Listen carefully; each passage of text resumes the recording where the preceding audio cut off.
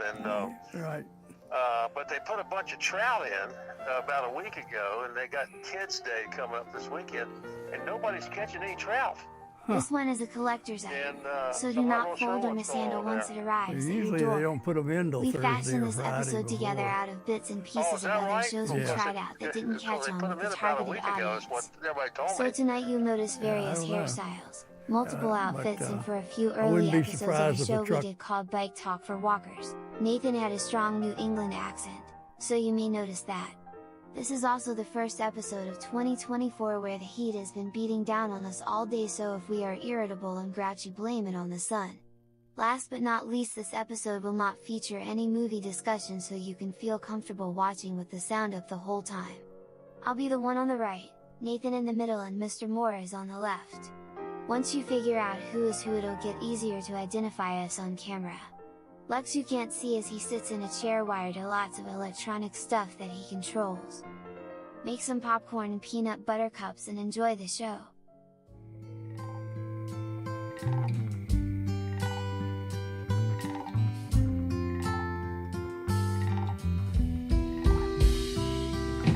Three little frogs sitting on a log, one of them fell in. One frog said to the other frog, well, you better go get her. Two little frogs sitting on a log, one of them fell in. Last little frog, he sat and thought, good thing they can swim. Jabber Jawn, Jabber Jawn, Jabber Jawn, Jabber Jawn. Three little frogs sitting on a log, one burst into a grin. One frog said to the other frog, wonder what's got into him.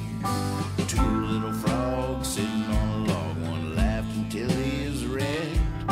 Last little frog, he sat and thought, must have been something I said. Jabber Jawn, Jabber Jawn, Jabber Jawn, Jabber Jawn.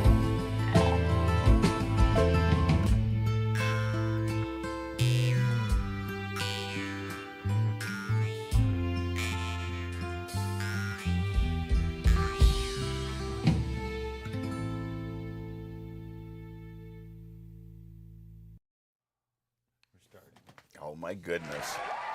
Yes, yes, yes, we're doing it. We're really doing this. We are back, ladies and gentlemen. Welcome to Jabber Jawn. I'm Nathan Moore. This is Kyle Hogg, Steve Moore, Jabber Jawn, at your service. Let the games begin. Ding, ding. I got nothing. But we do have an update on the fish at Lake Thames. He didn't say 8-pound carp, did he? Yes, he did. Is that possible? Oh, yeah. Oh, yeah? Oh, yeah, that's a big carp. That's a big carp. It's a monster, but they're in there. 8 pounds. Wow. Yeah. Be careful when How you big walk. is that? Oh, it's more than that. Whoa. About 3 feet. No, what a fish like that eat one of those little chicks you were telling me about? Well, the carp won't, just because they don't. They could, but that wouldn't be a normal. They're more of a vegetarian and bottom feeder. The carp But a is? bass, you had a bass, if there was anything half that size, it would eat every little duckling in there. Oh, really? Oh, yeah. Well, that must happen then, huh? Oh, yeah. And plus the turtles get them. Mm. So. Dad posted on Facebook today a picture. I guess you took the picture. I took the picture on my walk in the park today. Little ducklings have sprung over at Gypsy Hill Park. They are very cute. Very cute, yeah. But somebody told me that they went by 2 days ago, and there were 6 of these in the little creek, and the parents were, and they came back the next morning because they were so cute, and there were only 4 left. Oh. So it's just problematic with a little thing that small, just the way they're swimming around. And, yeah. You got hawks up above and crows coming down, and then you got the fish coming up turtles coming up, snakes coming across, Our raccoons, minks, Cats.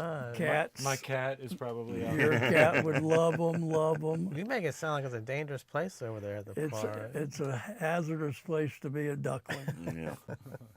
I don't know how many times I've been going down Churchville Avenue and the traffic's all stopped and you're like, what's going on? You look around and you see the mom leading a little parade of little ducklings across that busy street right there. Right. I didn't mention teenagers in cars. Mm-hmm. Kill a lot of them. Yeah, it's a very busy road right there. Oh, yeah. Yeah. Well, that's good. Little signs of life. Yes, the ducks are, I mean, you know, that's the way that's why they have a lot of them, so a few survive and they pass it on. Mm-hmm. It's Now, will those ducklings live in Gypsy Hill Park for the rest of their lives? They might escape. They might get, they might get a furlough, but possibly. I don't really know. But they don't migrate or anything? Well, some are just released from tame situations. They all have their own story, but there aren't really any wild ducks that migrate with the whole group and just stop by for a while. Mm-hmm. They tend to be a resident population. Right. But, like the geese will move on, go on. In fact, the picture I took, I think, was little goslings. I think it was the parents were 2 Canada geese, so there were 6 little baby goslings today. I never thought of that actor's name in that context. Ryan Gosling. Yeah. You ever heard of him? Oh, yeah. Oh, yeah. It's interesting because normally a lot of times the origin of your family name is what an ancestor did for a living, whether it's baker or farmer. They ate baby geese. Yeah, there's some story there. I'm not sure I want to hear. They sold Or baby maybe I geese do. on the black His great, market. great, great granddaddy might have been a goose. It's possible. How's your week? It's been going good. It's been slow. Work's been slow. Slow. Like where you just sit there, oh my God, it's got to be 5 o'clock. You look, it's like 10:30. You're like, oh. But that's good, I guess. So funny how time works like that, isn't it? Sometimes it goes so slow. Sometimes it goes way too fast. I'm having that experience with napping at this age that I'm at. It's like I'll nap during a ball game or something, and I'll wake up and I have no idea if I've been asleep for 15 seconds or 15 minutes Or 15 hours. or a day and a half. And I just don't have any sense of time for just a second, and then you try to see how many innings you missed on the ball game. You look for a clue. Mm-hmm.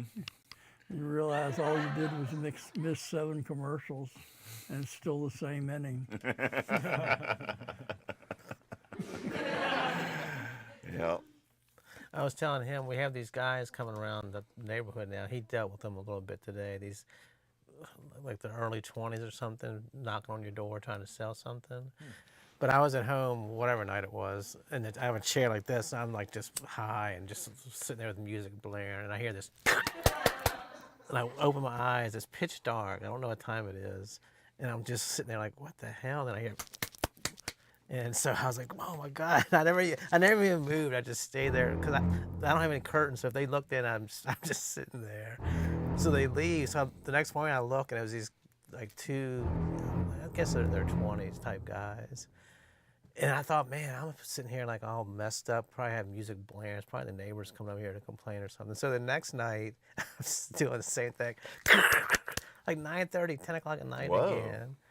And so today when I got home, and he said he was going to be down late, and like 6 o'clock, I hear, I was like, damn, he can't even tell the time anymore. He's here a half hour early. Who are we talking about? He said he was going to come down later, but at 6 o'clock, I hear a banging on the door tonight. I'm like, God, told me he'd be late. Now he's here. They said they bright were and selling early. home security systems. Yeah, but they stopped and Joe talked to him. But they come by like in the middle of the night. But that's like a. I just saw somebody on Nextdoor complaining about, or Facebook complaining about that the home security person had come at like 9:30 Yeah, at that's night. what it was. Kids were already asleep. It was that late? Yeah. I just said when he told me that's wrong. Yeah, That is Because when they inappropriate left, I looked. and sketchy. And they came, and then they left, and they came back. And I had my phone, like it records what they say and stuff. And the one guy said, "What if we're coming too late and scaring people?" And the other guy said, "That's all right." So they're just banging on your door in the middle of the night. It's just weird. But it's so weird. I woke up. That is, I'd call the cops or something. I don't know if I really would, but I mean, that's just some stranger walking up at night and asking if you have a home security system. Yeah, I don't like that. And it's got the most authoritative bang. I thought, oh my God, it's my neighbor. Tell him if you don't turn that music off, we're gonna. It sounded like you were in trouble. Yeah. Oh my goodness. Yeah, I don't like anything about that. Have they come to your house? Well, I hadn't noticed them, but I'm not going to answer the phone. But well, I was there. I'd be there at 9:30, but no, they haven't knocked on my door. Need to borrow a gun or anything? Oh, No. I thought you said they came today and Joe talked to them. Today they did, yeah. but I didn't come. I okay. haven't noticed them Right, before, but they may have come. But no, but I would. Joe talked to them, and they just went on. They didn't. We were busy. Apparently they've been doing the whole town. Yeah. Oh yeah, that's what they do. But that was the lady on next door was like, yeah, 9:30 at night, the kids are already asleep, and somebody was like, well, when we lived at the beach, that was there's somebody arrested doing that. They were casing the neighborhood. They'd find out if you had a home security system, find out who's home. That's what I thought too. Because when he came back the second night, he was putting his hand like all over the camera part of mine, like covering up the camera. No, I don't think he wasn't trying to hide himself. I think he was just seeing if it worked and stuff. Because it makes like a noise, like a ding type thing. Yeah, I don't like them coming door to door. Period. I think every once in a while it's all right. They're selling cookies or something, but I don't. That used to be a whole thing. Door to door. We were talking at dinner the other night with you and Vicky about that's how a lot of us ended up with a set of encyclopedias. Oh yeah. The original Google was your neighbor with the Britannica collection or whatever. Did you have the encyclopedias growing up? Oh yeah, I think we actually did buy them from some guy in a beat up Chevy drove up there. I want a vacuum cleaner. I got that too. No, that's fine. Yeah, there's a lot of vacuum cleaners. So. I remember my parents bought a really nice stereo system because their neighbor, the guy that lived behind us, just said he wanted to come over one night. And my parents were like, oh, that's fine. And then he's like, what kind of music do y'all? I remember sitting there. I remember the whole thing that we were sitting there and my dad was playing some music and he said, oh man, you'd probably like this. And he had some papers with him and was trying to sell him this nice stereo system. And I could just tell, I looked at my parents, they were like, we'd been had. They were both pissed. Like, they were so mad. But the guy stayed, and like a week later, we had this beautiful stereo system. So the guy got him over the original anger and sold it to him. That's a heck of a salesman. I think I told you, I've never even ordered food at my house. I hate answering the door. Like if I want to get food, if I want Chinese, I'll just order it and then go pick it up. They're like, dumbass, just let them bring it to you. Like, no, I hate answering the door. I hear you. You can put special instructions in there and say just leave on the porch and ring the bell. That's the thing. So Margie ordered me a pizza one time. I said, oh God, no, I don't want to talk to this guy. She said, all he's gonna do is put it on this porch and then he'll text me that it's here and then you can just go answer the door. So I hear the guy pull up and I go into the kitchen to get a drink and I come down the hallway and he's still standing at the door. I was like, all right, move on, dude. I'm not coming out. Oh, he didn't read the special Well, instructions. he said he wasn't allowed to set the food on the porch. On the ground. Yeah, and he didn't have a little thing with him. Oh, and he so kept knocking and knocking. I kept saying the deal was you were going to leave, so I wouldn't go answer it. You're texting Margie. All right, he's still out there. Well, that's what This is not working. I finally went to the door. I was like, God, can you not understand directions? He's like, dude, I couldn't put it on the ground. Like, trust me, I don't care. I need to get you a little table for your porch so you can get delivered food. Oh my God. With special instructions. Leave it on the table. Just throw it on the ground. I don't care. I'm with you though. Oh man. It's oddly stressful. In New Jersey, we'd always order food, and if I saw the car pull up, I was like, I'm gonna go to the bathroom. I would just go stand in the bathroom. My wife's like, I know you're not in there pissing. You're just hiding from the delivery guy. So you had this problem for a while. Yeah, I don't know why. And there's the whole phenomenon of that I've always been I've always been poor, so I've always been a bit of a cheap steak or whatever. And there's that whole, did I tip enough energy? Oh yeah. And it's a real palpable thing. I mean, eventually I just got to the point where, what is it now? Is it still 20%? I don't know. Tipping drives me crazy. 20's as high as I would ever go. Mm-hmm. Yeah, 20's good. But once you just commit to that number, you can sort of alleviate the guilt. Although I'm thinking it might be 25% these days. Like my friend Grail says, I'll cut your hair, just come down. And I'm always like, ask people to go see him, how much do you tip? I don't want to be like the guy that gives him like too much. He's like, God, this guy's like, and then I don't want to give him something. He's like, oh my God, why did I ask him to get his hair cut? Damn $10 tip. I'm wasted my time. Tipping's so strange too, because like what's your move if you go to a place and you get bad service? Do you let that reflect in your tip? I used to. Mm-hmm. I think it would be depending if I felt sorry for the person or thought they were just lazy, or it would be an attitudinal thing. Mm-hmm. So it's a situation ethics thing. But usually I'm kind of gracious because I know that's a hard job and you can have a bad night. So I'm usually pretty generous. But Right. if you're a jerk, and that's how you're supposed to be making your money, I'm not going to support that. Right. It's supposed to be to ensure proper service, right? That's where tips. Well, yeah, to me, it's a came from. reward for doing a good job and making it a good experience for me. But unfortunately, they've put us in such a weird position because as you get older, you learn that they do not make a living wage without it. Like, it's so shocking when you realize the numbers. Like, they get paid way below minimum wage. Yeah. Right. And so there's this impetus on us as the customer to be their boss or to provide for their, and it's, I don't know, it's a strange energy around it. On the other hand, so many things in life, the prices are set and you don't have any control about quality.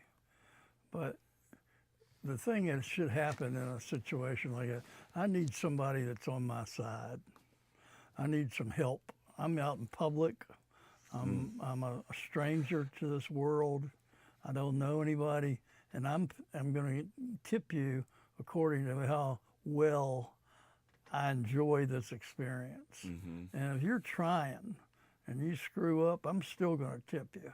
Right. But if you don't care and you're looking at the window and you're looking at your phone and I'm not on your list of priorities, then I don't think I'm going to tip you. That's just the way I work. Mm-hmm. And I bet a lot of old farts do it that way. And I think a young person that's in that job description probably knows about people like me. Right. Because they get them every day. So I don't think it's any big deal. Mm-hmm. In other words, pretend. If you can't, Right. if you're not really that nice, pretend you are, because you make more money. Yeah. I can't stand when you go out with people to eat and they're complaining and stuff during the meal. And I'm like, oh my God, please, these people are still making our food back there. Right. Don't automatically start off this thing where they're like, no, I can't wait to get his meal ready. Like, oh, like just everybody stay calm until we've finished eating. And then if you have something to complain about. Any more drinks on the house? That is the other side of it, because I'm always on the customer end of these observations, and I'm sure servers could just sit there and just complain till the end of time about customers. Oh yeah. I mean, because and that's part of. I'm sure we can be the worst. That's a part of what makes it a hard job. There's no doubt about that. And there are people that are demanding, and they're jerks. Condescending, rude. Yeah, everything. I remember it was quite a revelation once when I realized, because a lot of times when we were touring, sometimes I would be so confused about how the establishment we were performing at would treat us. And I would be like, how we drove all this way to be here and you're treating us like this? And I would even, like, how could they be charging us for this and yada, yada, yada. But then one day I realized, like, not all bands are as sweet as we were. Like, we have no idea what the other bands that on Monday, Tuesday, and we're there on Thursday, but we don't know what kind of tab the band last night ran up when they tried to give away free food to the band, and how other bands would take advantage of these things, and you can have free drinks. Next thing you know, they got a $200 tab. Right. All these rules are set in place based on the whole picture, not just this little my view of it all. That's a good observation. Yeah, it was. It gave me a much healthier approach to how I handled everything. But when I was young, I didn't even think about it. I would just be like, "Oh my God, they're charging us for drinks! This is ridiculous. How could this is a travesty. We drove all this way, and now they won't even give me a steak." It's just young and dumb. Basically, that's how democracy works. Like, it takes everybody. Like, I just can't.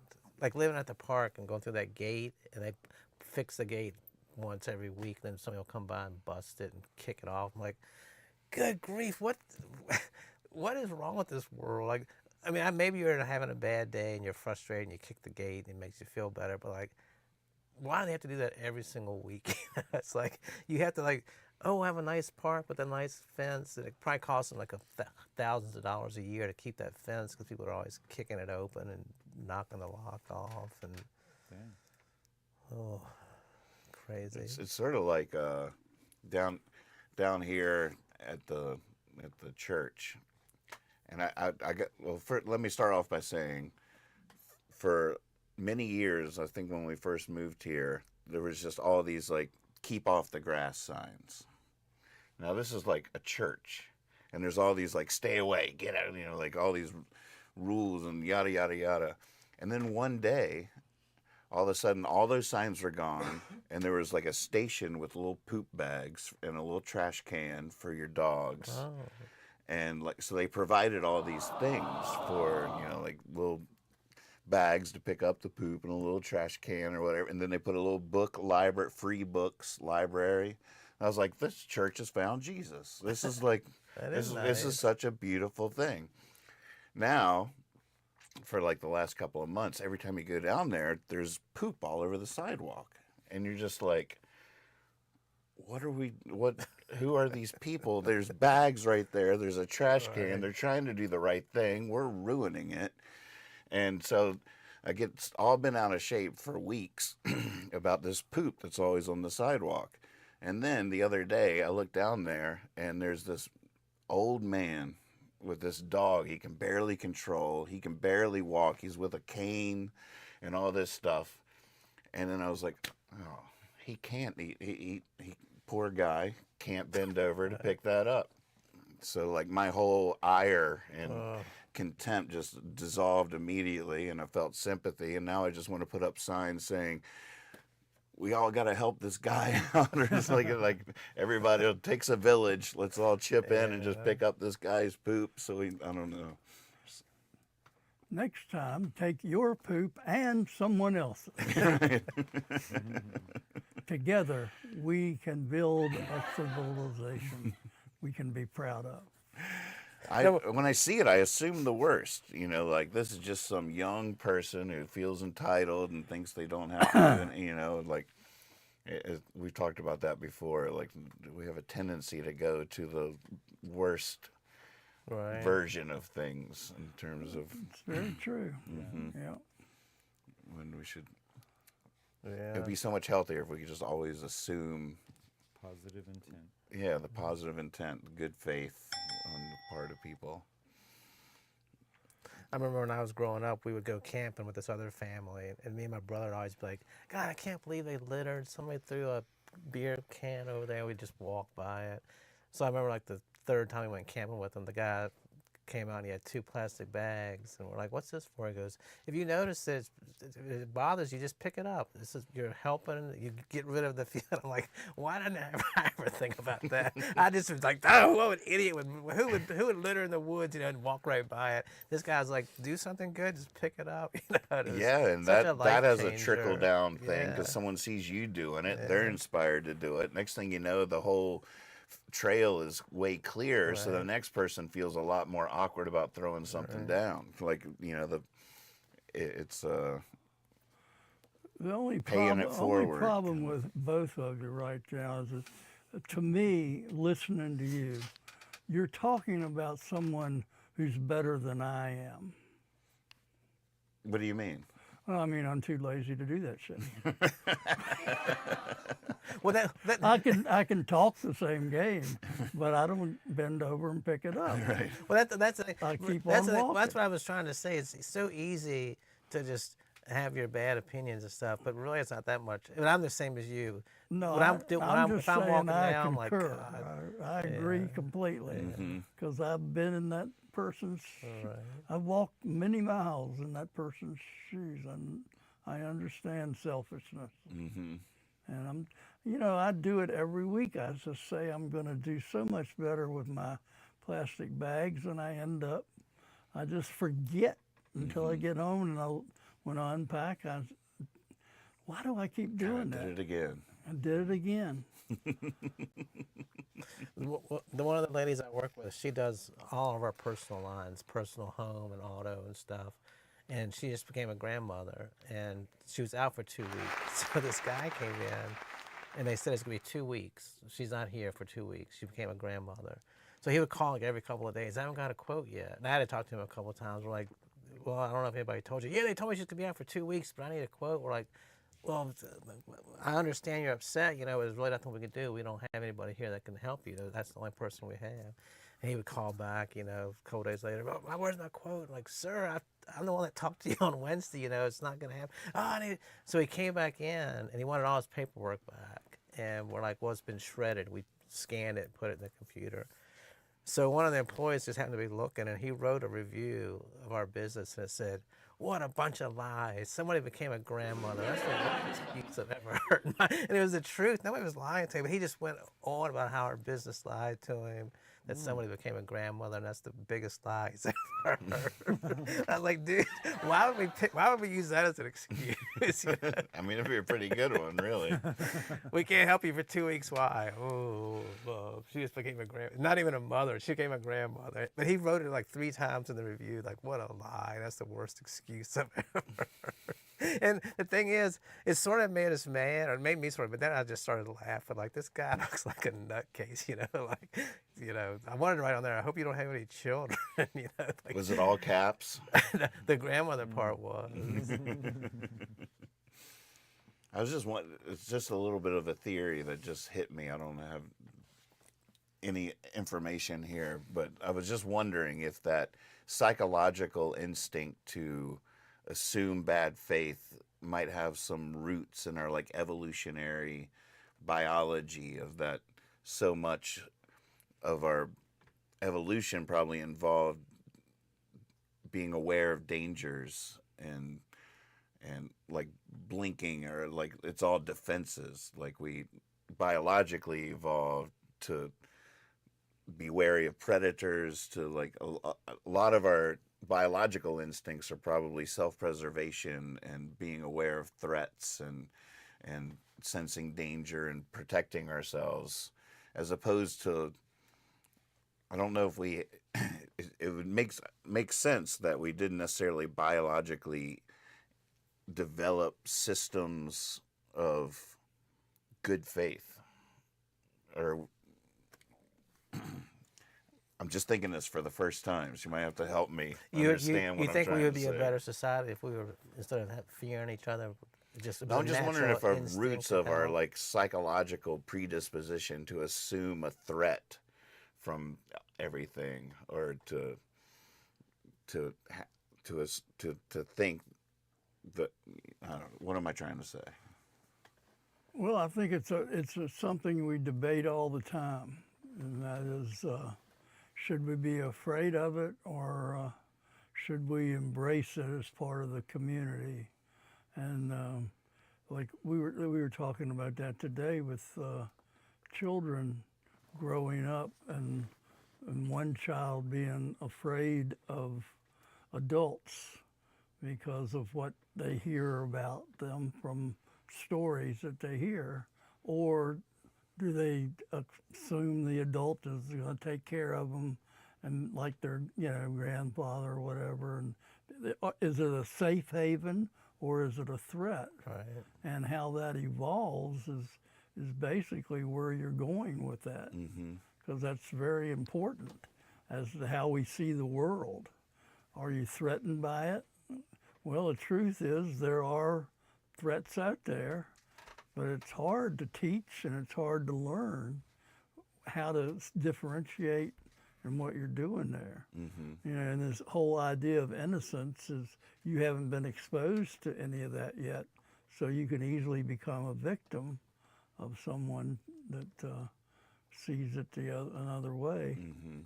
At the same time, if you shut yourself off, our society is not going to be very loving, and it's going to break down. So it's a hard one. It is a hard one. That's basically what you deal with in life, is making decisions like that all the time.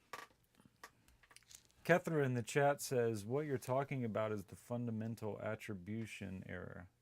There are cultural differences with that, so not sure about being evolutionary, but an interesting take. Now, when you lived out there, in the, not the commune, but where did you live, in the trailer? What was that called? In New Mexico, Nambe, didn't have a name.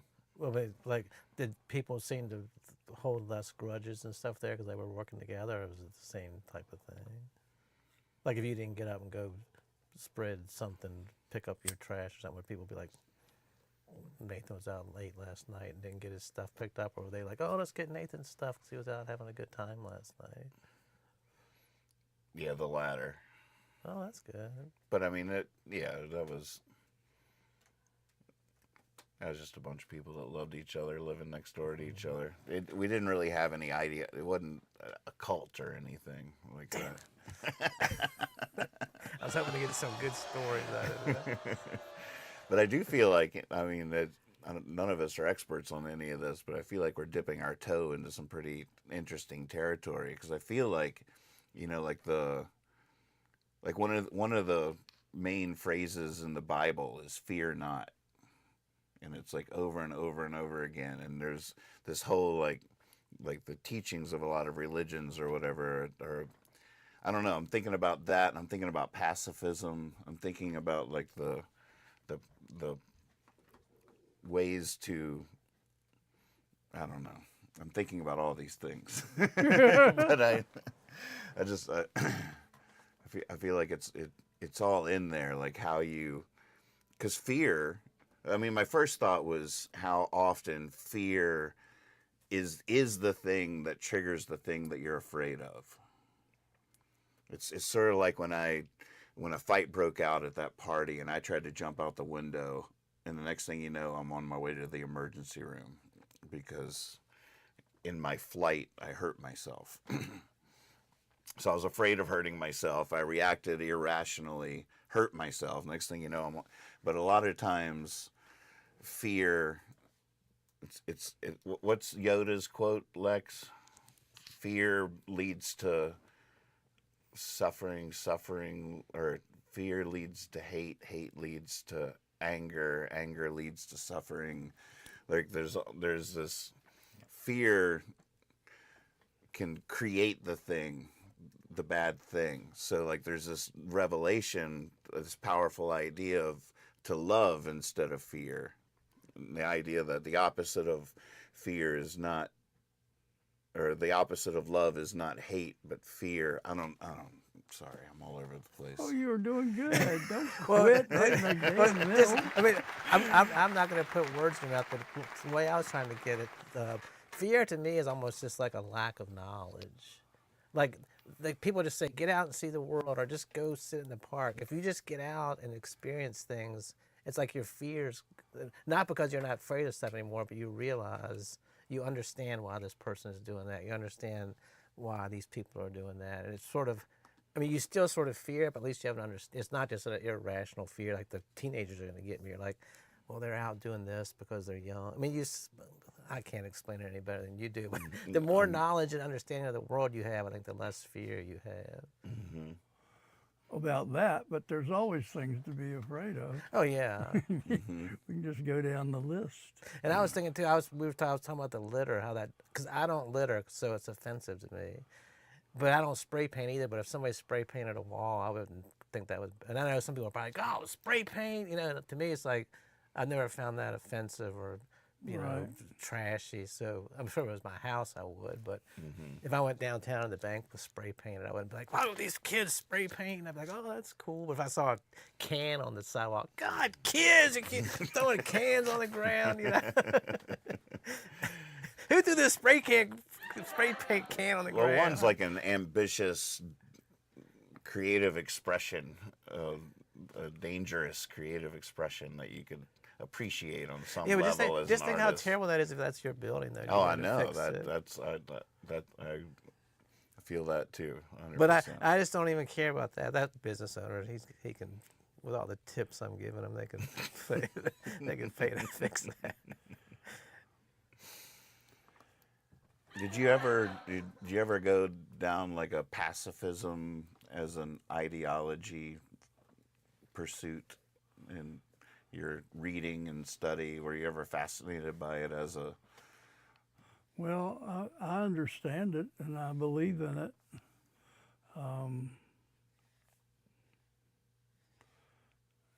I would not be very good at a participant because I have an emotional side to me that I can't always control, that in defense of my loved ones would be as violent as it needed to be. Mm-hmm. And I live with that, and that's part of me, and I'm okay with it. That's who I am. I could try to be better, and I haven't really ever done anything that bad to anybody physically. Right. You know, I'm prepared. 9 out of 10 times the potential is enough to achieve the desired results. I think people are just like dogs and cats. They can feel. You can feel emotions in people, and you can feel things without saying them. And sometimes when you're just talking, you give yourself away as not having that. But I don't think anybody's going to deal with me and think that I'm going to bow my head and let you do what you want to do. That's not my nature. But I'll try to talk you out of it first. Right. Right. But yeah, no. I believe there is a place for pacifism, and if someone chooses that path, I am here to honor that, and I believe in that. So it's not like it's something I don't agree with. It's just not my nature to be that, but I respect it. I feel like, oh God, it's actually sort of maybe coming around, because I feel like a pacifist in the same situation would, if someone was threatening you and your family, and you sort of would use the threat of violence to stop that situation. It's palpable, they can feel it, they back down, like, all right, this is not. Whereas a pacifist would not bow their head, turn the other cheek is a strong move. You're there, like, I will not use violence, but I will not let this happen. I am putting my life and my body in between this threat and my loved ones. I will not hurt you, but you're not getting. So in a sense, like, the pacifist's response to the same situation is full of unnatural intention. Like, the natural thing would be a violent confrontation. That's the nature of it. The pacifist is trying to raise the situation up out of a natural state into an enlightened, higher, appealing to the noble part of the enemy or whatever to bring them to a higher place, to change, to elevate it and change the situation by that elevation. You see what I'm saying? Oh, I thought exactly what you're saying. And It's completely unnatural. But, well, you're trying to raise the, my problem is that when you activate that level of pacifism, you're depending on that a person over there reacting to that. Mm-hmm. And I don't trust people like that. Right. But the success rate again, might be about the same because you're trusting that you can kick their butt. And that math isn't always the same either. No, what? And now it just is a violent thing. You're on the ground. Yeah, but I don't. Yeah, I disagree in the sense that I'm not trying to say I'm going to beat you. I'm just saying that you're not going to be able to just walk over me, because that's what bullies will do. If the bully people of the world are not looking for a confrontation, they're looking to walk over you. So when you see pacifism as a great and honorable thing, they see it, again, you're depending on their perception. Their perception is they see weakness, Mm-hmm. and they step on it and go across you. Right. And that's what I can't abide. Right. So I'll go down fighting, but I'm not going to bend over and let you have that shot. Right. Because I don't trust you. Mm-hmm. And there you go. Right. That's where I stand with most of I it. still wonder at the end of the day if the math doesn't work out about even. Because the danger of the violent approach is that that it makes things worse. Well, yeah. Yeah, I mean, both of them can go wrong. Both of them can go wrong. There's no doubt about that. Whereas the pacifism at least is has maybe if you clean up the trail, it inspires the next person down it not to do that. Like even if you go down that way, you've made your point. You've That's what I was. inspired the future. That's the hope, that like all the great pacifists that I've admired my whole life, they had to be that. Like, there's no version of their story where, like, okay, well, they weren't that at that day, but they were willing to die to tell this story, to inspire the world in such a way. If Jesus had just killed one person, like, our entire culture would be completely different. Like that he had to, or any of the great pacifists, whether it's Martin Luther King or whoever, like they had to stay to that idea and be pure for it in order to inspire the future in the way that they did. Well, I'm totally agreeing with what you're saying, but now I'm thinking about it. The best pacifism is when you're on the offensive. If you're a pacifist when you're being attacked, it doesn't really do you much good because they come in and burn your whole village to the ground. If you have an army that you teach pacifism and you go out and you're kind and gentle to people, like Martin Luther King, he was just saying, when we go out, we're a gentle, caring army. You come at us, we're going to fight back, but we're not coming to you with any anger in our heart. We're coming to you pure. It's almost like pacifism, like you said, going down the path and cleaning. It's a way to teach. I mean, I agree with what both of you say. If somebody's coming at you and you say, we're a pacifist village, and then nobody ever hears of that village again because they wiped you out and you're just gone from history. Mm-hmm. But if if you were going out every 2 months to other villages, we don't stop fighting. That seems like it's almost like it's something you got to work forward and push, which is what I agree with you said, going down the path, cleaning it up. It teaches other people to do that. Mm-hmm. Mm-hmm. And the thing that I think about now is that a lot of times I think we think, is there a right way or a wrong way? And I think we have to realize that it's the idea of anything to get done, you need all types of people. You need people with strong physical, You need a mental person. You need an emotional person. You need a feminine touch. You need all of these things to come together.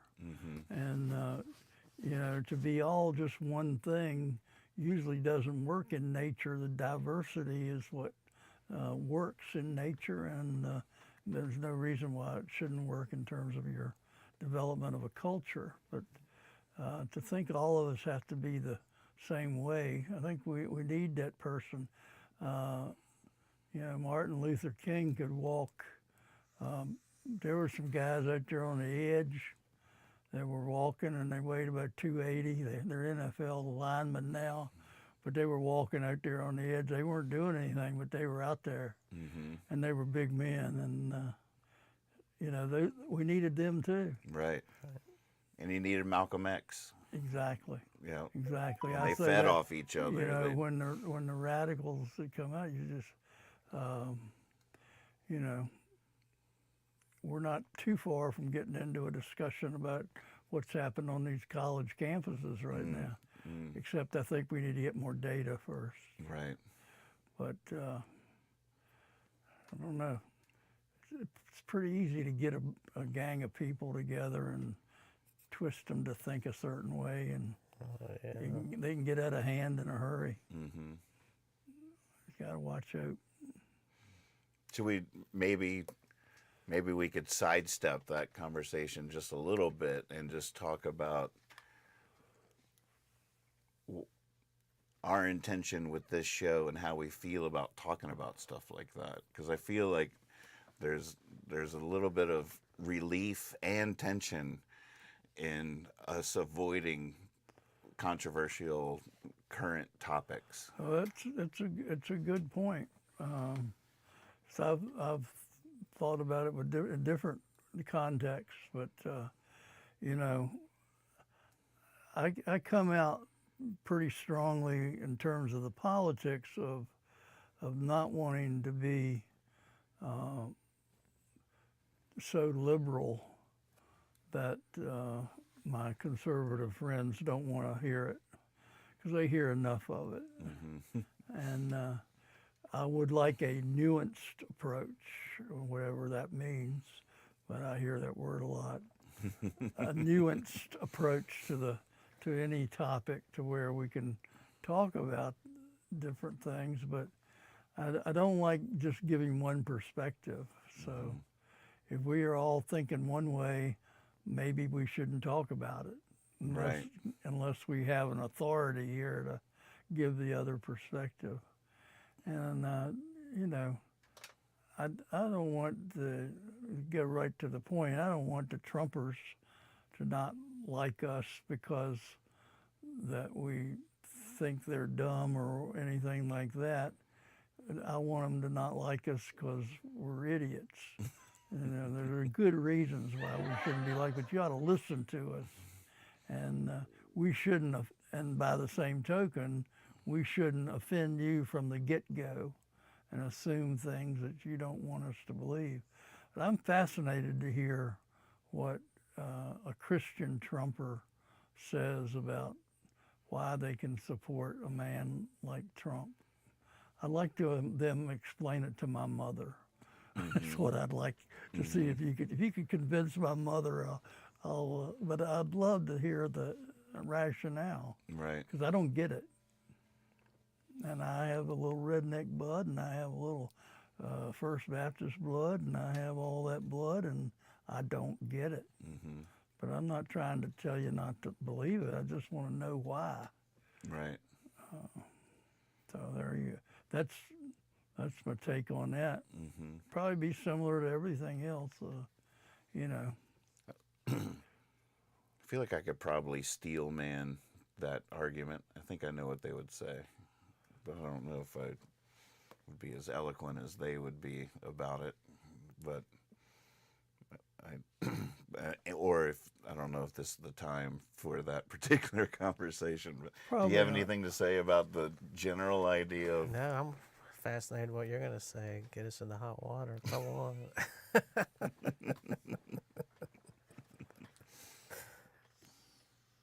We can tell you got something you want to say. Oh no, just like I'm also fascinated about the general conversation about the show and like what stuff we talk about or what our intentions is, and that tension and relief of us sort of avoiding the more controversial topics or whatever. The particular rabbit hole of how a Christian conservative could support Trump is a whole conversation in and of itself. Well, yeah, that's just an example of it's a good example. It's a topic that we've avoided, and I think for that reason, the reasons I was trying to explain, not too well, but I think one of the reasons I don't mind avoiding the controversial topics is out of I do feel like we live in a climate where it's very difficult to talk about a lot of things in a public sense, especially on social media and things like that. I feel like it goes back to that bad faith interpretations of what you're saying and people's instinct to not grant you the benefit of the doubt that you're coming from a earnest, honest, and good place. I feel like there's a lot of energy in the world. I'm afraid of saying something wrong. Well, can I interrupt you just for a second? Please. But what you said just nailed it, but I have been thinking about this lately, of how brave we all are. Because when you take the whole media thing that we've got right now, if somebody takes one line that you or I says and take it out of context or in context, because we say some dumb things, and just hit that, and you became known for that, your reputation would be shot. And no one does that anymore. And that's why, another reason why what we're doing is beautiful, because we're putting it out there.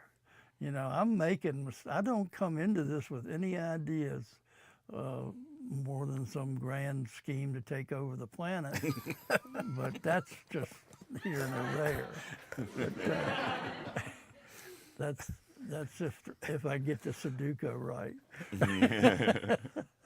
But yeah, I just think about that, how easy it would be to just not do this because we're afraid of saying the wrong thing. But it's never really bothered us, 6 through 64 of these, and it's all out there. And we've said some of the dumbest things you could ever say, but we've also said some amazing things. We've covered ground that other people haven't covered, because we have. So there you go. I love it. But, yeah, I think we're a brave bunch to even be sitting here talking about it. But there are lots of conversations we don't have.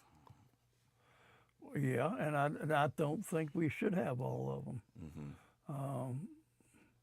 I don't really think it's my job to explain sexual positions. I just... Damn, I was hoping this would be the time you would. I was gonna hit record on my phone.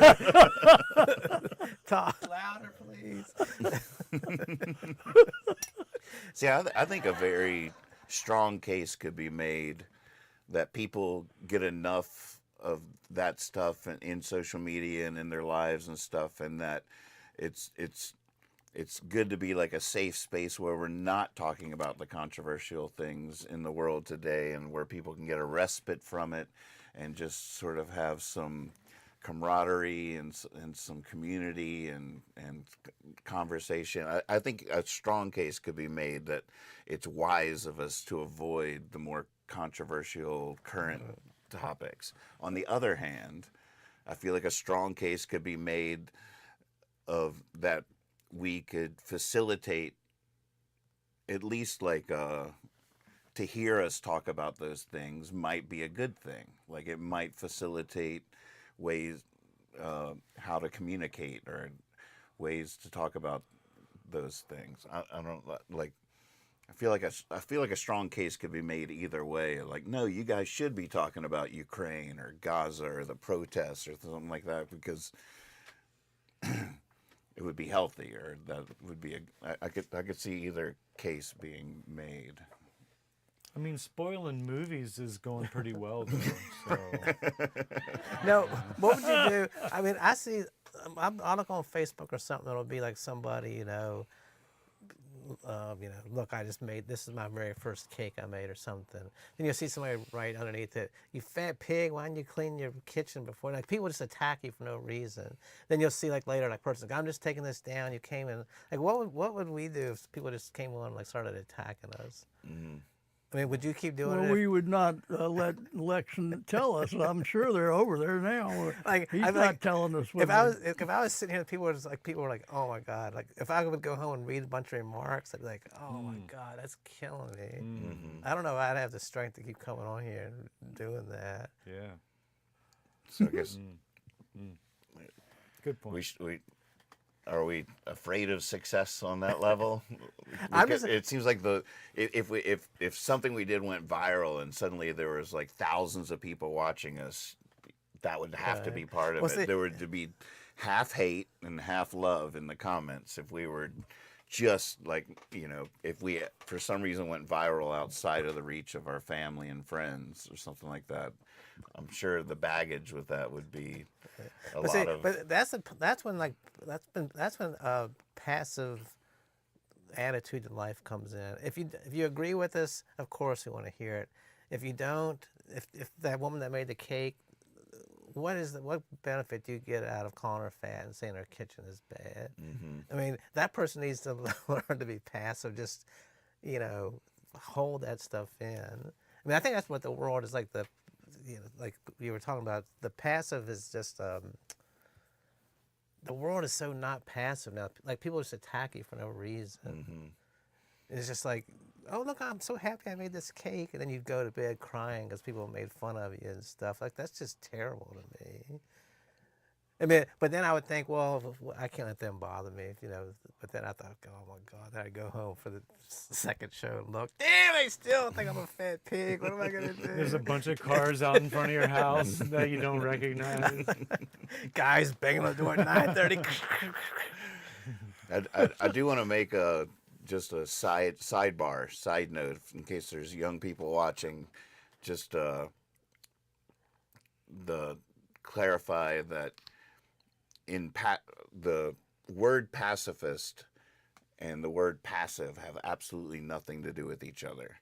And it's an honest mistake or whatever, and not even that it was a mistake, but just to want to clarify, because a lot of people seem to have this misconception that a pacifist is a passive person, right. Whereas pacifism is a very brave, proactive confrontation with evil in the world that just refuses to use violence to change, but it's not passive. A pacifist is a very proactive person that just uses this enlightened strategy to try to change the paradigm in a nonviolent way.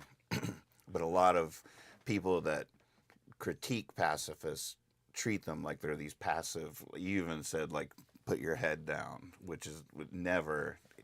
Right. That's a very good observation. Just wanted to make that distinction. Well said. I think I needed to hear that too. So, welcome to the show. Sewing Girl says, I don't think you all draw the haters to you. I hope that... You three ugly monkeys. Until we go viral. And then it's just... par for the course in modern day society. It's going to be 50-50. But why do you think people do that? Why do you think people just will sit there, they don't even know that person, just like, look at this picture of this woman, she's so happy, let me knock her down a couple. I mean, what is that all about? It's a fascinating phenomenon. It's called trolling. And I feel like the phenomenon of a troll is a relatively new thing that social media has created. I'm not sure what it was before then. But I feel like, especially like around 2016 with the Trump election and stuff, I feel like there was a lot more trolls in the world than anybody realized, and I don't think anybody understood the phenomenon correctly. I think they spawned in message boards. They spawned in message boards, but it became, these are like young gamers that just wanted to get a reaction. And they would say things that they didn't believe on any level just to see the shit show that would unfold from it. Like, because the next thing you know, like the person is triggered and they're like, you know, and it becomes this whole thing, and they're just sort of like watching the world burn, like the Joker and Batman or something. Like, it's just, they just wanted to create, but a lot of people interpreted the trolls literally and thought that they believed the things they were saying and didn't really understand the phenomenon of what was occurring, of how these people were trolling. They weren't like actually ideologues. They didn't actually have a belief system that they might have seemed to have had or whatever. They were really just trying to get a reaction. We have learned that a lot of these trolls were designed to send the things in a certain way because they were designed by Russians Well, that's or Chinese. They were actually programming a certain direction of the troll. that's And that's definitely was going on at the same time. And that's a growing huge phenomenon. Because a lot of, in the early days, like 2014, a lot of the trolls are sort of just like young gaming community people with these new chat boards and stuff like that. And they were just, I mean, they invented memes. They invented like all this stuff that to us is just culture today. There's a great documentary on Netflix now called, what's it called? Oh, I might have to look it up.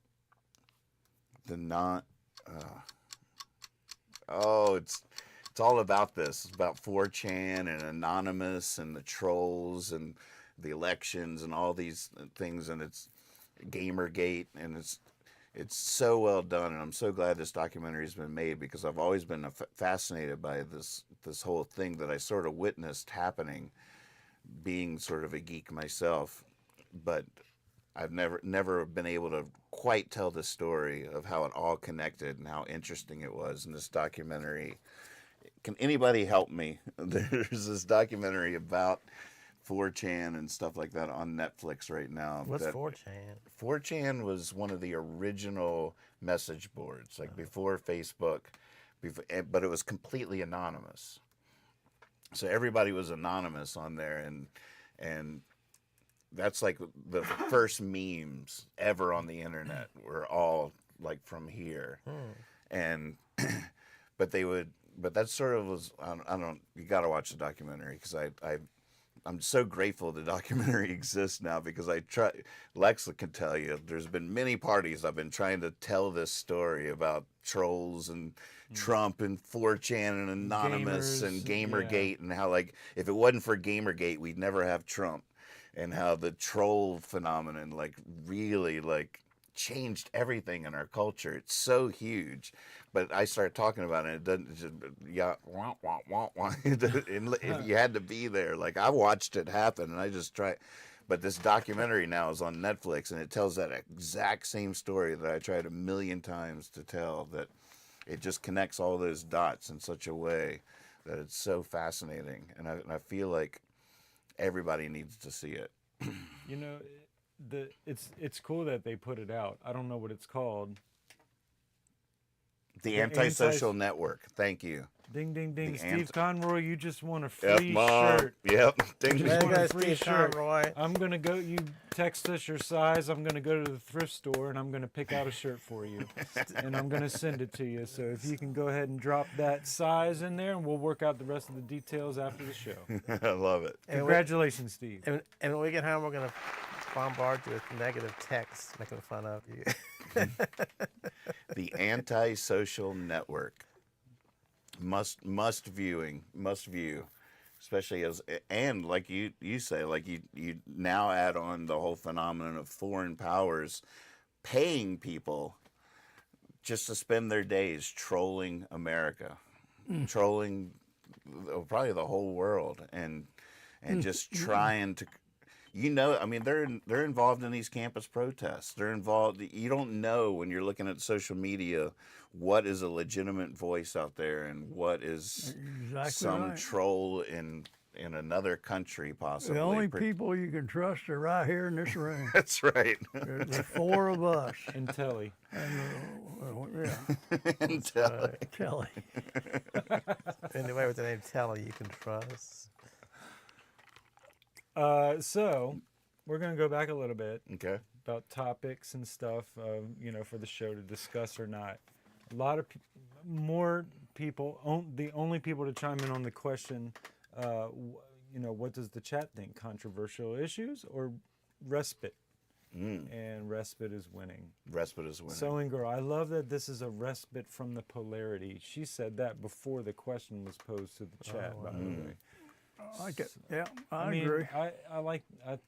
Yep, I'm going to leave you all to that. I'm going to not talk Your about vote, if you were to vote, you'd vote for respite? I like the respite, yeah, because I think you guys can come up with some whimsical stuff, or like, if you want to talk about a current event, like, you always seem to talk about something cool.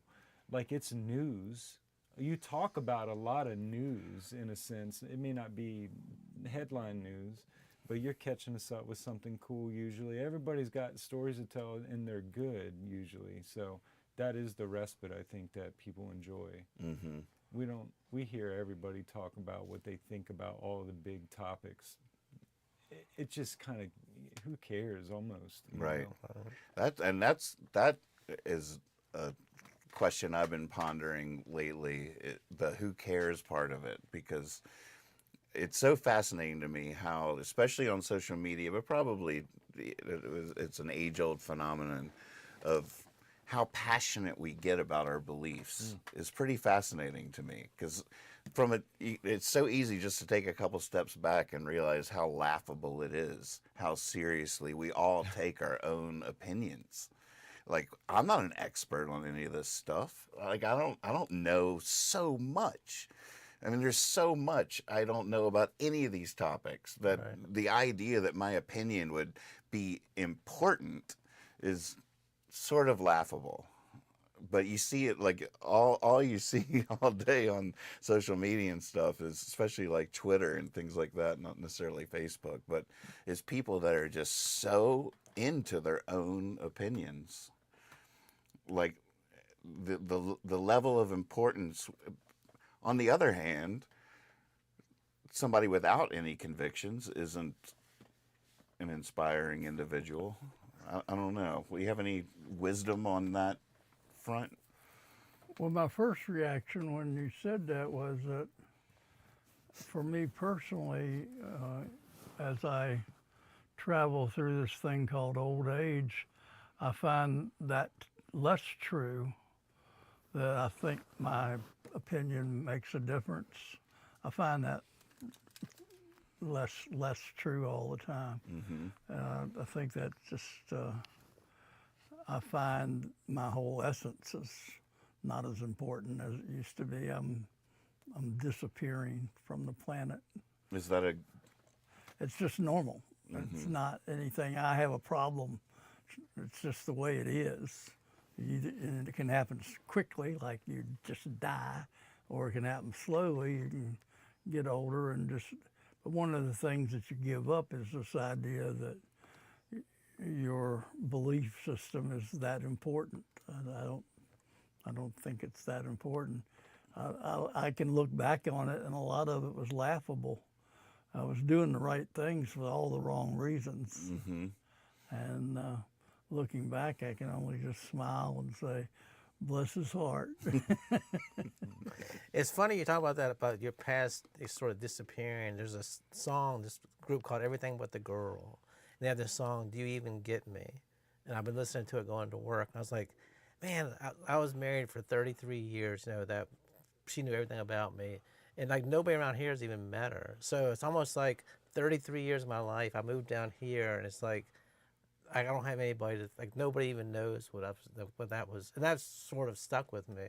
But then yesterday, and that just, it didn't really bother me, but just like sort of a weird feeling. Like if I think of something, there's nobody that I can say, oh, I remember that.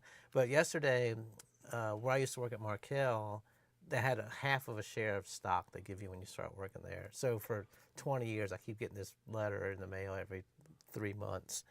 this is what your stock's worth. I'm like, man, I'm tired of getting this. I'm just going to call and sell this stock. So I called the number on the thing. They're like, what's your employee number? I said, God, I haven't worked there for 5 years. I don't know what my employee number is. All right, you have to call Markel, and they'll give you the number. So I talked to Markel for like 20 minutes. And I worked there for 15 years. They have no record of me ever working there. Mm-hmm. They can't find anything. So I hung up, and I was like pissed. And I just like an hour later I started laughing. I was like, man, my whole past is just disappeared. The longest job I ever had, there's no record that I ever worked there. I was married for, with this woman for 33 years. Nobody will, if you come to my house, there's not a picture of her, there's not a note from her, it's like my whole past is being, like you just said, it's like sort of sucked down. Like, soon I'll just be sitting, I'll come here and you two will be like, who is you? Who are you? Lex, we got some weirdo who just walked in here. Security. But when they said we can't, I said I worked there 15 years. They're like, we have no record, but we've got to search on if we find you, because I can't. It's like $700 or something to stock, but if I sell it without my ID number, they take 24% of it. And I'm like, well, how do I get it? They're like, you have to call it. They got you by the number. Here's a huge corporation that I just lost that I was ever employed there. That's funny. But when you said that, how your past is sort of like just, I had that happen yesterday. It was horrible. I needed 2,000 steps to get my goal for my Fitbit, and I walked it and went all the way down and came back, got back, and the battery on the Fitbit was dead. Oh, no. I got 0. It said I had done absolutely nothing. It was it was the worst feeling in the world. I just wanted to kill somebody. And I think, no, I didn't. I swear I didn't. I'm sorry. But yeah, I know what you mean. Lost 2,000 steps. I'll never get them back. I know. Nobody will believe you. I mean, me and Nathan are sitting here like, he didn't walk any damn 2,000 steps. That's the funny part. Is nobody will look at my Fitbit but me, but I will never believe me. Yeah, you know. People in the chat are freaking out because they think you look like you're 33, and they're imagining they think you must be lying, or that that they're not hearing you right. There's no way that you could look like you do and have been married 33 years. I wasn't married 33 years, but we were together 33 years. You were. That's amazing. Mm-hmm. That is amazing. She preserved you well. Oh, she did. A lot of people are blown away that you were married for 33 years, or together 33 years. And it's all this pancake makeup Nathan makes us wear for the show. You can't. Stuff works. Stuff works. I should try it myself. 33 years. 8 was the best I ever had. Oh, wow. The longest. I'm good for about 5, and then there's 3 years of just, and then that's about it. Mm-hmm. 21 here. Yeah. 21. Hey. Wow. Still ticking. Yep. Can finally drink. Our marriage can finally drink. Oh, that's great. How long have you and Catherine been around each other? Well, we've been together probably 11 or 12 years. This will be our 5th wedding anniversary, I think. Mm-hmm. Is that right? Yeah. That's always good to announce on air. You don't know how long you've been married. I couldn't remember my own age the other night. I can hear Catherine stamping on the floor upstairs. Oh, must have got it wrong. I got this song, Summertime Bank, where when I first wrote it, there's a line in the song, stone skip 29 times then sank. But the number I used when I wrote the line was my age.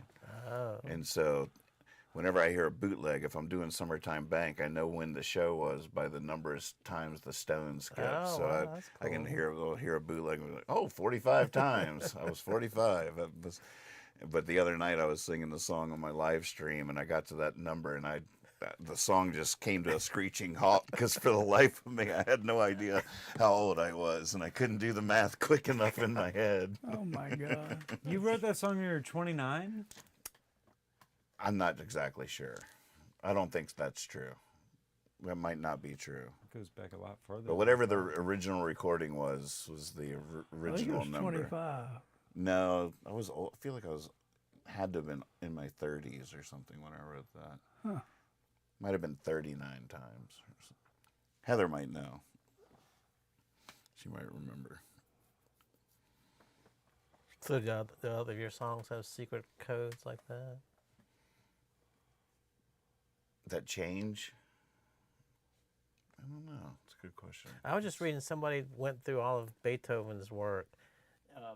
They got the originals, and he had all these little drawings, stuff that they just thought were doodles. And he's deducted that they actually mean things that nobody's noticed before. And he tours now and plays with the original score with all the handwriting on it and stuff. Interesting.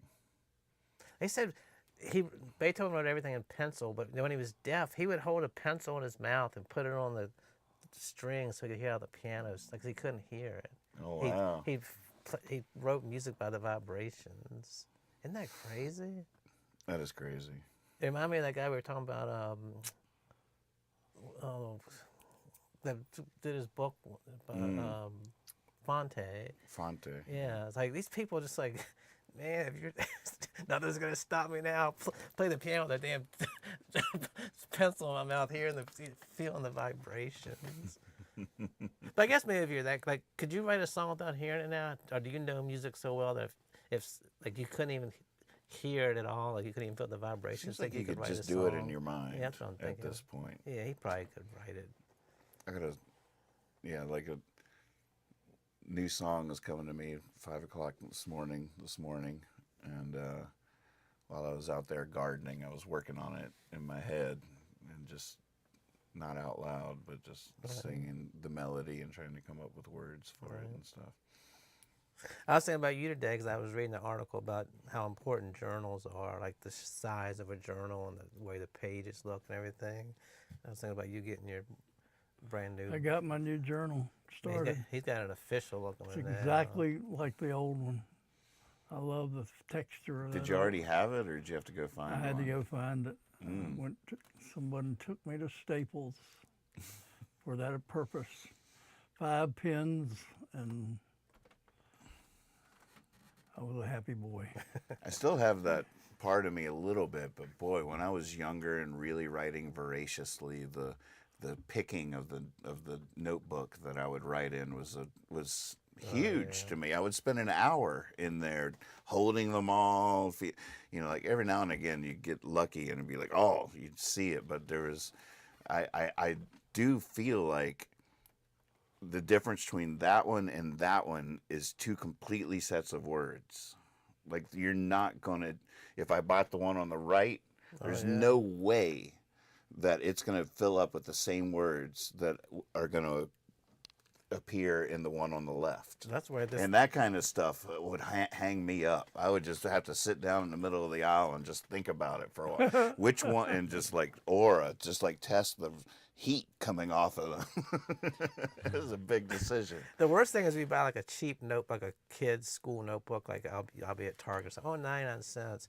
Well, then you put the pen down on it and the ink sort of spreads out. It's like that real absorbent paper. I'm like, I can't. No, and I get this paper away from me.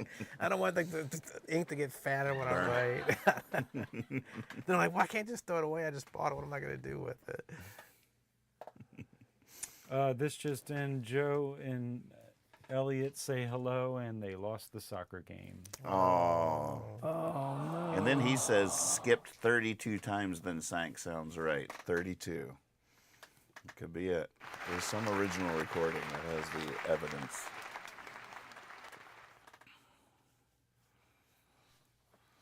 So I've been enjoying my my musical live streams immensely. Really? Yeah, tell me about that. It's fun to be back. What time do you usually do them? I'm sort of all over the map a little bit. Like it's if there was an average, it's probably around 1 in the morning. which on the West Coast is still 1, 12, 10 o'clock at night. So it's sort of a late night radio vibe kind of thing a little bit. But I've also been doing it in the afternoons. I'm trying to keep myself guessing and try to throw a little bit to everybody, no matter what their schedule might be. So I'll do it at any time, and they're usually just about an hour long, and it's all just acoustic instruments. There's none of the bells and whistles that I was doing for years. But I feel like there's something happening, and that I finally have had this revelation that I feel like a lot of people that have loved my songs over the years have been waiting for me to have this revelation for years and years now. In that, and I've been thinking about it all day to a certain extent, because trying to think of why I always did it. Steve Talley, who called you earlier, once criticized me about the magic I was doing during my shows, because he felt like it detracted away from what a quality songwriter I was.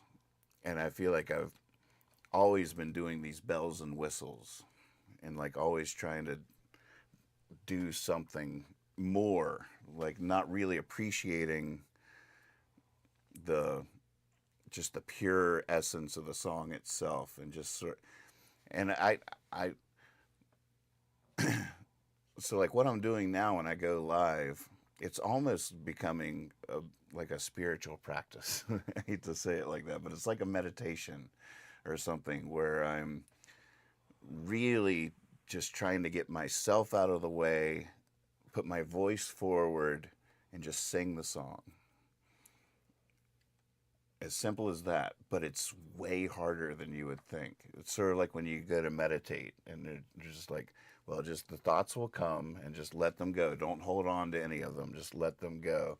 And it's as hard for me to do this as it is hard for me to meditate. But as I'm doing it, something's happening that feels really healthy. And so I'm meditating with my songs and trying to get my head out of the way. How much of all of this that you're dealing with is about the communication with the community that's listening to you? What do you mean? Well, how much are you getting out of the people that are listening to you being there? Like, if no one was listening, would it be the same? Would it be the same? Or how much? I mean, I'm sure it makes a difference that there are people listening, but how much of a difference? And who is listening, does that make a difference? You know, right. Just a general question, without getting too thought-provoking. Well, it's definitely way more fun when people are listening and enjoying it, for sure. You're always getting positive stuff when I'm watching. People are always writing in. And that's always been true, even when I was doing ridiculous stuff that wasn't fun to watch at all. The thing I've been thinking about today is like, what was that needing the bells and whistles thing? Like, what was I doing? And I feel like there's a million answers to that question. But one of the things I found most interesting, and just in my own thoughts today while I was gardening, was I feel like when I write a song, and when it's a really good song, and a line comes to me, it completely takes me by surprise. I'm just like, oh, like I don't feel like I came up with it. Like I'll laugh out loud at how good that dang line is. Like, oh my God, damn! Like how does and I feel like that moment of surprise and creativity is like it heals me, and I feel like I never felt like that's what I always wanted to share with people, was that healing power, that creativity, which to me was always a surprise. So I would go out there and I would, ramble, just like start talking and not know what and then like, or like do a new version of the song, like always trying to create a moment of creativity that was a surprise to everybody. Right. And you're like, oh my God, like didn't see that. And I never, like once I wrote a song, like then it was just a song, and just me singing a song didn't really feel like I was sharing that creativity with people. Whereas like Surprising Mr. Davis suddenly going to this crazy place in a jam, like everybody knows that this is happening spontaneous. It's like jazz, you know, like this is a spontaneous moment of creation. And I feel like I was always just trying to get that and share that with people, the spontaneous. But in the meantime, I'm now, just as I'm trying to sing my songs in a very pure way, in a meditative way, and to get my ego out of it and not try to create something new, but honor the thing that had been created, is a complete revelation to me. At 50, how old am I? Nobody knows. But it's amazing to me how new and profound it feels. That's fascinating. I mean, this might be totally wrong, but it hit me when you were saying that. I don't know what made me think about it. I was thinking, like, if you made something really good to eat, the joy of it is making it. But when you serve it, nobody was there when you made it, but you want it to be like, you know, I get candles and flowers. Make it like a special thing. But it seems like now you've realized it's not about you, but it's about the community. Now you're just serving at a basic kitchen, you know, the church kitchen. You're just feeding the people now. It's not about the joy you feel out of it. It's just the joy that you're giving to other people. It seems like a little bit you've reached that point a little bit. Well, absolutely. You don't have to explain to them how you made it. It's just, this is what it is, and you know, everybody loved it. Well, and the beauty of that, where you might find yourself at the ripe old age of 50, whatever you are, 53? Mm-hmm. You're 53. Lord, getting old. 53. One of the things that you find here is that the other thing you're doing is honoring the beauty of it, what was beautiful from the beginning that Steve Talley was talking about, and that is the craft of the song itself. Mm-hmm. Right. So now we're back to honoring the song. Right. Serving the song for the sake of the song. Exactly. Mm-hmm. And all of your fans love your songs because, you know, you say some of that, you know, great things, and they're going to be comfortable with you being in that place, and the fact that you're comfortable in it makes it a comfortable place. It's a good thing. We did it again, folks. Uh-oh. I'm so confused about what song to sing now, though. Oh, my goodness. Something where the stone bounces 53 times. I don't know. I'm tempted to... What would you do? What would I do? I'm tempted to play the song I wrote this morning, because it actually is perfect for what you were saying. I almost picked up my guitar right when you were talking about disappearing. Do it. But this is an unfinished song. It's not. I'm not done with it yet. And some of the words are just placeholders for the right lyrics that I'll find gardening. But all of my work is like that. But check out how appropriate some of these lines are for what we were talking about. I wrote it on piano, so this is going to be a little loose translation, but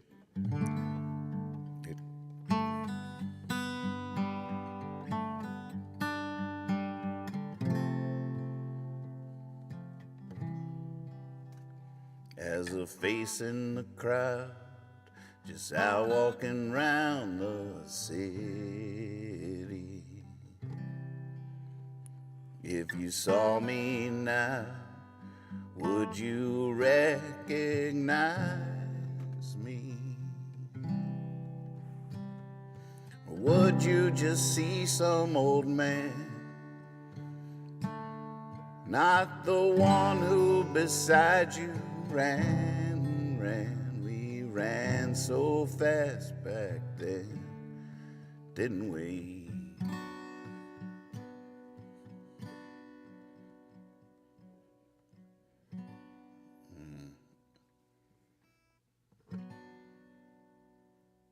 Once upon a time, we were the merry pranksters,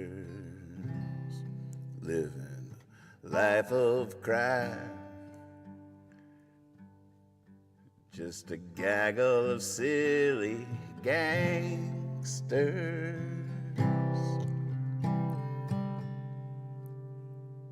Just give me a rule I can break. How many fools does it take to screw in a light bulb? Oh, we screwed in some light bulbs, didn't we?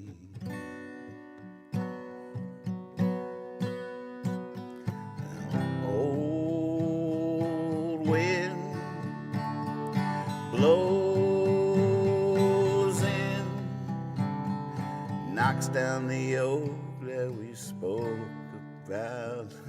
Oh, I can't do it like it's always been.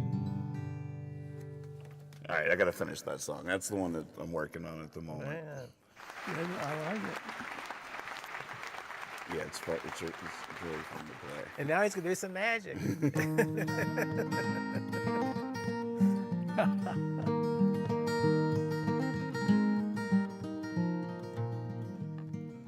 Won't you, come on, chickadee, sing me that song. Oh, river, river, river, roll on. I'm sleeping in the sun on a summertime bank.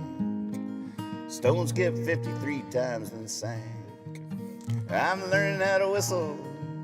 I'm saying my thanks to the rolling hills of home.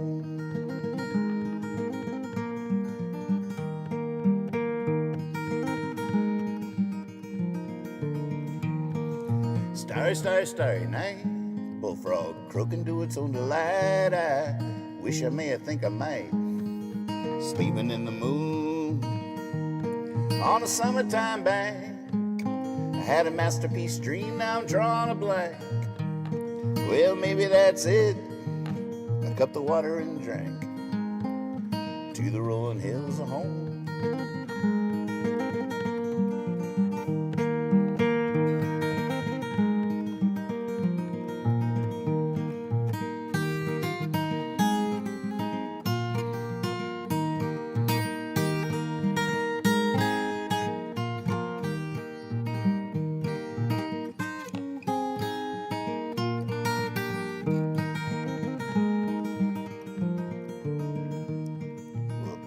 Flies and fireflies when you're having fun.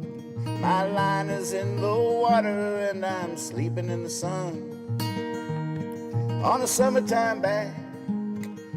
I'm in heaven, I think, and I whistle as the sun sank to the rolling hills of home.